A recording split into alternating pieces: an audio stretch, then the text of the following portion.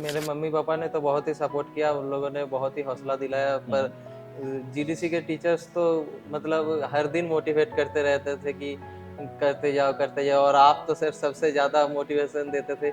मतलब हर एक क्लास में लगभग पहले ही क्लास शुरू होते ही एक बार मोटिवेशन तो चलता ही था, तो फिर उतना परेशानी नहीं हुआ। हुँ, पर ऐसा तो लगता ही है सबको कि दोस्त आगे जा रहे हैं, अगर इस हुँ, बार नहीं होगा तो क्या होगा? हुँ, फिर जॉब इंटरव्यू में जाएँगे तो 1 साल ड्रॉप लिया हूँ, उसका भी फ़र्क पड़ेगा। हुँ, हुँ। तो फिर इन सब का तो बहुत ही मैटर करता है, पर जैसे टीचर्स मिले आप लोगों के जैसे और सपोर्टिव पेरेंट्स मिले तो मतलब सब सही हो गया।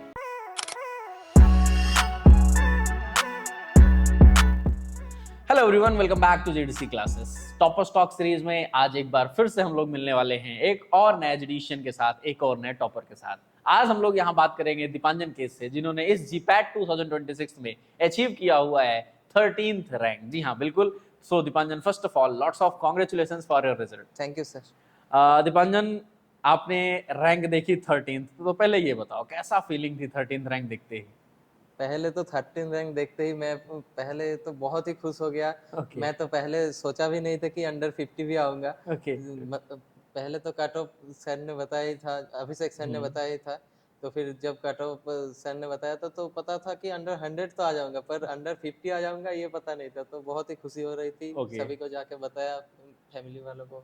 आ, आपने रैंक देखी 13th रैंक। भाई कहीं ना कहीं एक सपना तो होता ही है कि एक अच्छी रैंक के साथ क्वालिफाई करना, एक मेहनत जो हमने किया हुआ था उस मेहनत का जब उस रिजल्ट ऐसा आता है जो एक खुश करके चला जाता है, ऐसा हम कह सकते हैं। तो कहीं ना कहीं आप मानते हैं कि हाँ, ये आपके लिए सेटिस्फाइड था रैंक जो थी? हाँ, मेरे लिए तो रैंक बहुत ही सैटिस्फाइड था। मैं तो मतलब ड्रॉपर था। हम्म, मैं तो 1 साल ड्रॉप दिया हूँ, तो फिर रैंक तो इस बार लाना ही था। तो बिल्कुल। जब 13 रैंक देखा तो लगा कि चलो इस मेहनत काम आई कुछ। ओके। सो दीपांजन, जैसा कि मुझे पता है कि आपने गेट भी बहुत अच्छे रैंक के साथ क्वालिफाई किया हुआ है और जीपैट भी अपना एक अच्छी रैंक के साथ हमने क्वालिफाई किया है। नेक्स्ट टारगेट बिल्कुल सही बात है, आप नाइपर ही करने वाले हैं हाँ, ना? तो नाइपर भी बहुत अच्छा कर रहा है, लेकिन उससे पहले थोड़ा सा आते हैं हम लोग आपकी जर्नी के ऊपर। अ, दीपांजन, क्योंकि रिपीटर होने पे ना एक अलग ही प्रेशर होता है, ऐसा हम कह सकते हैं कि मतलब हाँ, एक अलग ही लेवल आता है कि भाई आपके दोस्त आपसे आगे जा रहे होते हैं, आपको लगता है कि मैं एक साल ड्रॉप कर रहा हूँ, फिर से क्या होगा, सही होगा, रिजल्ट सही होगा, नहीं होगा, रैंक आएगी। तो बहुत सारी चीज़ें माइंड में चल रही होती हैं। तो ये चीज़ कैसे आपने मैनेज किया था? तो फिर मेरे मम्मी-पापा ने तो बहुत ही सपोर्ट किया, उन लोगों ने बहुत ही हौसला दिलाया, पर हुँ, जीडीसी के टीचर्स तो मतलब हर दिन मोटिवेट करते रहते थे कि करते जाओ और आप तो सर सबसे ज़्यादा मोटिवेशन देते थे। मतलब हर एक क्लास में लगभग पहले ही क्लास शुरू होते ही एक बार मोटिवेशन तो चलता ही था, तो फिर उतना परेशानी नहीं हुआ। हुँ, पर ऐसा तो लगता ही है सबको कि दोस्त आगे जा रहे हैं, अगर इस हुँ, बार नहीं होगा तो क्या होगा? हुँ, फिर जॉब इंटरव्यू में जाएँगे तो 1 साल ड्रॉप लिया हूँ, उसका भी फ़र्क पड़ेगा। हुँ, हुँ। तो फिर इस सब का तो बहुत ही मैटर करता है, पर जैसे टीचर्स मिले आप लोगों के जैसे और सपोर्टिव पेरेंट्स मिले तो मतलब सब सही हो गया। नहीं, बिल्कुल, पेरेंट्स का तो सबसे ज़्यादा इम्पोर्टेंट होता है, उनका रोल सबसे ज़्यादा इम्पोर्टेंट है भाई, वही कहीं न कहीं, क्योंकि वो आपको सामने दिख रहे होते हैं, रेगुलर हमेशा होते हैं, तो वो आपको बता रहे होते हैं भाई क्या सही, क्या गलत है। तो कहीं न कहीं आप भी उनके खुशी पे, आपकी उनके चेहरे पे हमेशा स्माइल ही देखना चाहते हैं। दीपांजन, जैसे क्या होता है, हमने क्लासेस स्टार्ट कर दी, सब कुछ सही चल रहा होता है, लेकिन अगर मैं आपसे बोलूँ लास्ट ईयर ऐसा क्या आपने गलतियाँ करी थी, जो इस बार नहीं करी हैं? जिसमें आपको लग रहा है कि नहीं, ये गलतियाँ ना करने की वजह से मेरा इस बार का रिजल्ट पॉजिटिव है।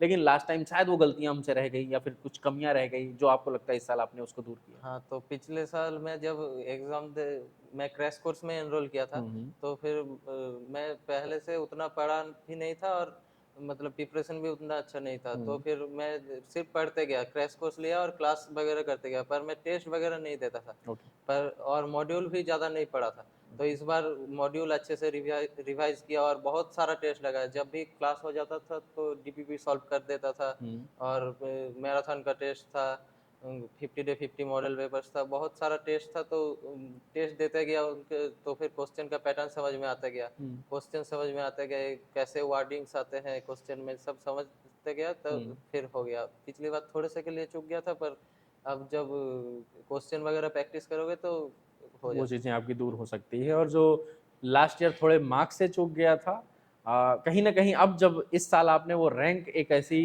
पाई हुई है, तो वो कहीं न कहीं वर्थ इट है कि चलो ठीक है, अच्छा ही किया ड्रॉप लिया था। अभी जो चाहिए था वो शायद नॉलेज भी मिला है, और हम एक अच्छी जगह जा भी सकते हैं। मतलब पिछले साल जो नॉलेज था उससे तो बहुत ही ज़्यादा नॉलेज गेन हुआ है। प्रैक्टिकल नॉलेज तो मेरा पहले से था, पर थियोरेटिकल नॉलेज इस बार मतलब जितना पढ़ा बहुत ज़्यादा ही गेन हुआ है। गेट के लिए पढ़ा, जीपैट के लिए पढ़ा, तो बहुत ज़्यादा नॉलेज गेन हुआ है। ओके, दीपांजन, बहुत बार ऐसा होता है हम पढ़ाई तो कर रहे होते हैं लेकिन एक सैचुरेशन आता है ना, कि नहीं अभी ना बहुत पढ़ रहे हैं, पढ़ते ही जा रहे हैं, लेकिन अभी लगता है कि अब कितना ही पढ़े भाई, बस करो। एक समय होता है तो लगता है कि बहुत हो गया। तो ये जो सैचुरेशन आता है, स्ट्रेस आता है, ये कैसे हैंडल किया था आपने?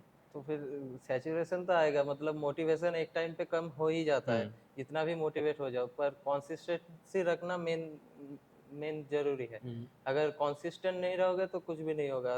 अपने अंदर ये लाना है कि मुझे कंसिस्टेंट रहना है, जो भी हो जाए, टेस्ट में नंबर कम आए, डिमोटिवेट नहीं होना है कि हम्म। टेस्ट में नंबर कम आ रहे हैं तो फिर मैं टेस्ट छोड़ देता हूँ। हम्म। इससे भागोगे तो मतलब नहीं होता है। तो फिर टेस्ट वगैरह लगाते जाना है, पढ़ते जाना है। सैचुरेशन जो भी आए तब तब थोड़ा सा एक ब्रेक ले लो, थोड़ा बाहर टहल लो, या फिर थोड़ा बहुत एक मूवी देख लो, या फिर हम्म। कोई सीरीज देख लो, छोटा मोटा।